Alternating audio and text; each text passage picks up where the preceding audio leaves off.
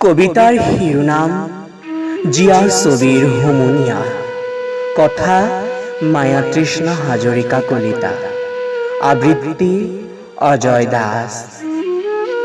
পানীৰ ছবিত এখন বিবৰ্ণ মুখ, চকুলোবোৰে শিলবোৰ ভঙাৰ দুখ।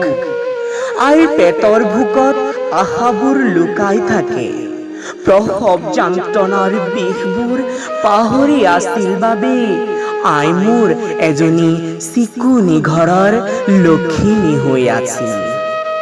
ফাগুনৰ পচুৱাত চিলা উৰুৱাবলৈ শিকোৱা সেই বাস্তৱ ছবিবোৰ আজি মাথো আধা লেখা দস্তাবেজ।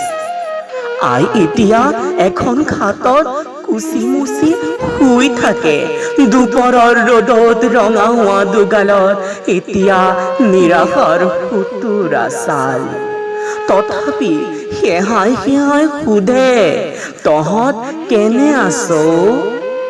পানীৰ বতাহে আইৰ শিতানত লিখিলে হেৰুৱাৰ বেদনা।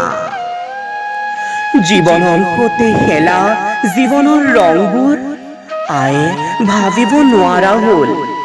আইৰ বঙহৰ মঙহ বুলিবলৈকো মোৰ এতিয়া লাজ লাগে। যান্ত্ৰিকতাৰ ক্ষিপ্ৰ গতিত গাঁওখন চহৰলৈ ৰূপান্তৰ হোৱাৰ বাবে ময়ো এটা বিজ্ঞানৰ ৰবট হৈ পৰিলোঁ।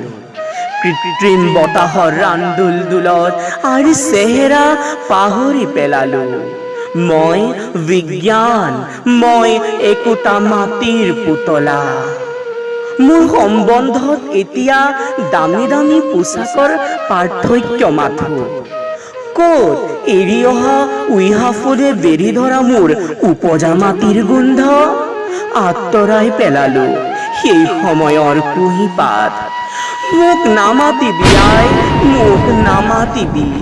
মোৰ পৃথিৱীৰ ৰংচঙীয়া এই স্বৰ্গৰ মই এতিয়া মহিষাসুৰ। ধন্যবাদ।